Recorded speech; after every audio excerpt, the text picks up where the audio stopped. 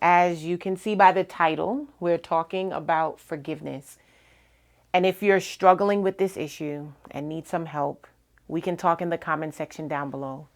Or if you prefer to have a private conversation about it, DM me on Instagram or Facebook at Annie's Blue Couch. I hope you enjoyed today's video. It gets pretty personal as I open up about having to learn to forgive. Watch till the end and let me know in the comment section what you think. It's time to exhale and be motivated. Annie's Blue Couch. Yeah. Hello everyone, to all of you, Annie's crew. Welcome back to the Annie's Blue Couch. Thank you so much for taking the time to sit down with me today. And thank you to all of you who sit down with me every single week. Thank you for leaving me comments. Thanks for sending me messages of how much you love the content I've been sharing. I'm grateful for each of you who have been supporting me. Some of you before I even had a single video posted. Love you all so, so much. Before we get into today's conversation, I want to remind you to please like, subscribe, turn on the notification bell, and as always, please share this video with at least 2 of your friends.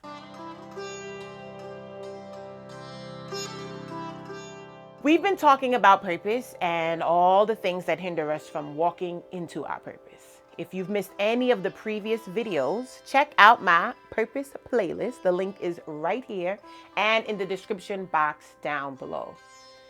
Of all the topics in the Purpose series so far, I think this may be the hardest one for me.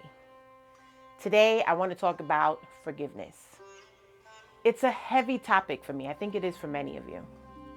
But it is necessary in the process of finding and growing into your purpose that you forgive. Unforgiveness weighs you down. I know many of us think that it helps the other person, that person who damaged and mishandled and abused us, to know that they did us wrong by not forgiving them. But the reality is that may work for a little bit of time, but eventually that person who hurt you gets up, moves on with their life, and just avoids you. Because let's be real, who wants to be around someone who constantly brings up the past and is always angry? I know I don't. And then you spend an endless amount of time thinking about how badly you've been hurt and how you can hurt them back. And then when you see them, you say things like, look at her, just acting like everything is all good, or look at him pretending he's happy. I have to tell you a little secret. It is all good, and they are happy. You see, people who hurt us sometimes know it and sometimes don't. Sometimes will care and sometimes won't. What they do to hurt you, whether knowingly or unknowingly, intentionally or unintentionally, is not your problem. And if they do say, I'm sorry, it's not for you to pull out your microscope and dissect their level of sorry. Sometimes they won't even say sorry. What you do after the hurt is what matters. 2 personal examples come to mind when I think about hurt I felt in my life, where forgiveness was necessary to get back on track to accomplishing my purpose. Having a baby in church, not being married, and going through a divorce. Both were times in my life where I thought I'd literally die. I'll focus on my pregnancy today, and in another episode, I'll tackle divorce. When I got pregnant, I just knew my life as I knew it was over. People always ask me when I talk about it if I ever thought about an abortion. And honestly, the thought never crossed my mind. And my pregnancy was not an easy one. Almost the entire time, the doctors told me my daughter most likely had Down syndrome. And from my first visit until about maybe 7 months in, I would say, they would always ask me in a very nonchalant way, are you keeping the pregnancy? And I would always, without hesitation, say, yes, I am keeping the baby. I figured If she had Down syndrome, that meant God thought I was capable of raising her and he would give me the strength. But deep down, I was very afraid of the possibility of it. And I decided to disclose it to two people in my church who prayed for me and prayed for my baby that she would be healed. The long and short of that is she was born healthy. I remember as soon as she came out, I asked her dad to check her fingers because I had read it somewhere, or maybe the doctor told me, I don't remember right now, but I remember hearing that children with Down syndrome had shorter fingers. So I was like, check her fingers. And I believe I did flat out ask, does she have Down syndrome? And I praised God for doing whatever he did in my womb to make things right. She was born with a cleft palate, and that's a whole other miracle. I'll tell you about that in another episode. Today's chat is about forgiveness. And what I want to focus on is the pain and isolation and rejection I felt during this time and how I had to get over it in order to get back on track to fulfilling my purpose. You see, growing up in a Pentecostal church where fornication is an absolute no-no, getting pregnant is literally up there with murder. The way there are serious laws and heavy, lifelong sentences for committing a murder in the world, there are serious ramifications for not just fornication, but fornication that results in pregnancy. For anyone unfamiliar with the word, fornication is sex outside of marriage. If there was a fornication jail, I was in it after I got pregnant. Talking about this is very, very difficult for me. And because it involves other people, as much as I want to be honest, I must be super sensitive to what I divulge on a forum like this. I really just want to help someone understand that forgiveness is necessary in moving forward on the road of fulfilling your purpose. I felt completely alone. I started to go to counseling because I became so depressed and felt like I had no one else to talk to. Wow. Okay.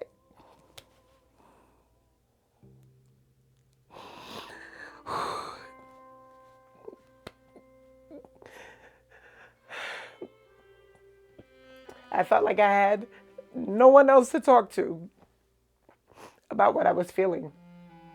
People talked about me, and I get it. It was very, very disappointing that I seemed to have been living a double life. Here I am, jumping up and down in church, leading worship, and at the same time also co-leading our choir, and I end up pregnant. How can you be holy, holy, holy in one situation and then be having sex with someone you're not married to in another? For those of you who do not go to church or are starting to think, OMG, I'm never going to church after hearing this story, I want you to understand that the church is a wonderful place filled with people. Not perfect people, just people. People who have flaws, people who have biases and prejudices, people who make mistakes, people who mishandle others in error, people like me and people like you. This is not to highlight failed actions on others. Pastors are not perfect people. Just like parents, they make mistakes with their children. Pastors make mistakes with their church members. And my pastor and I have a very nice relationship today. And I'm involved in ministry, and my daughter is beautiful, smart, talented. She's a precious, amazing young lady. But that all took time. I had to learn to forgive if I was ever going to learn and grow from that situation. The crazy thing is, some of the things I thought people were saying or thinking, some of it was all in my head. Some of those things were very true also, though. I remember walking into a conversation where a certain group of women were discussing me, and it was not very nice at all. I was devastated. And there were several other experiences along the way where people said things to my face that blew me away and behind my back that I heard after the fact, all of which either made me extremely sad or extremely mad. And I had to learn how to forgive. Here's the thing. I've said it before and I'll say it again. You cannot control what people say to you, about you, around you. You are only in control of your responses. I know many people watching this right now have experienced and maybe even still are experiencing heartbreaking situations at the hands and words of others. If you do not figure out how to say, I forgive you, and mean it, unforgiveness will be the thing that keeps you stuck forever.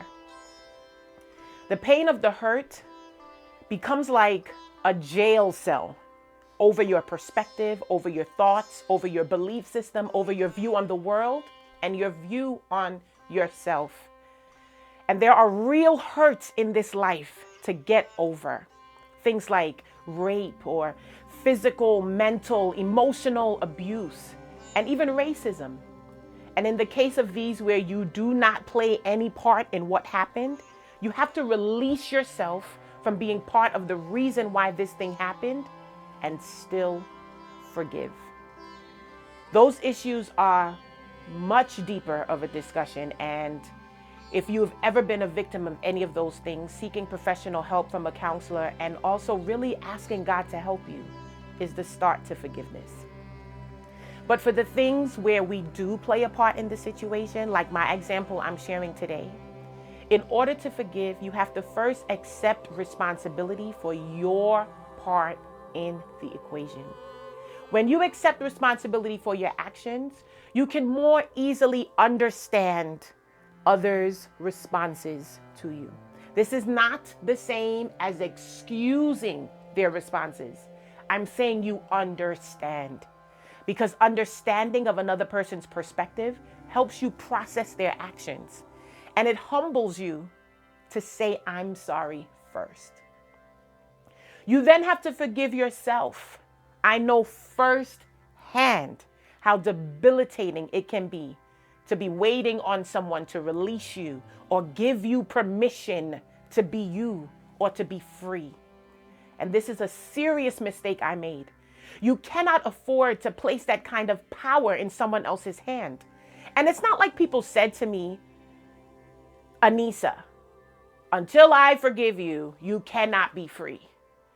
But I allowed myself to believe that other people's forgiveness of my mistakes was more important than anything else. And that's a recipe for emotional damage and serious mental strain and stress. I want to encourage someone listening today to forgive yourself. You messed up. You made a mistake. You made a bad judgment call. You got into a bad deal or a wrong partnership or a wrong relationship. But life is not over. Forgive yourself. Take your focus off the people who refuse to forgive you for the mistake. They don't have the capacity right now. Give them some grace to grow into more capacity and focus on getting back on track. After you forgive yourself, examine what happened. Not what the other person did, what you did. You're examining to figure out where your weakness is. Where is there a loophole in your life? This may take some time. Be patient with yourself and go back as far as you need to. Maybe you were seeking voids to be filled. Maybe you were just exploring. In my case, I think it was a combination of both. If it's a void, you have to figure out a healthy way to feed it. Find a hobby, start a club. If you don't figure out a healthy way to address voids in your life, you will forever be trying to fill them with things that are unhealthy. Then the big one, forgive the other person or the other people. When someone hurts you, they put you in a jail cell. When you say, I forgive you and mean it, you unlock the cell and free yourself. If you do not learn to forgive, you will be living in a jail cell of pain and repeated and regurgitated memories that will suffocate you. As much as forgiveness might feel like you're being a punk, you have to do it. I'd rather be a free punk than a gangster behind bars. My purpose depends on my ability to forgive people who hurt me along the way. I have forgiven every single person who said something nasty to me during that time. I have forgiven every nasty look and every comment that equaled, Anissa, you will never be whatever followed that. The people who said those things said it from a place of hurt or disappointment. They said it from a place of lack of maturity and lack of understanding. And I have to interject right here that there were a lot of people who spoke life into me and prayed for me and called me and encouraged me and were extremely uplifting. I'm not spending a lot of time on that only because today's topic is about forgiveness. But I do want to say thank you to everyone who was kind to me during that time in my life. When we make mistakes, it's hard to come back from them. And when people hurt you with their words, it's that much more difficult to find the strength to stand.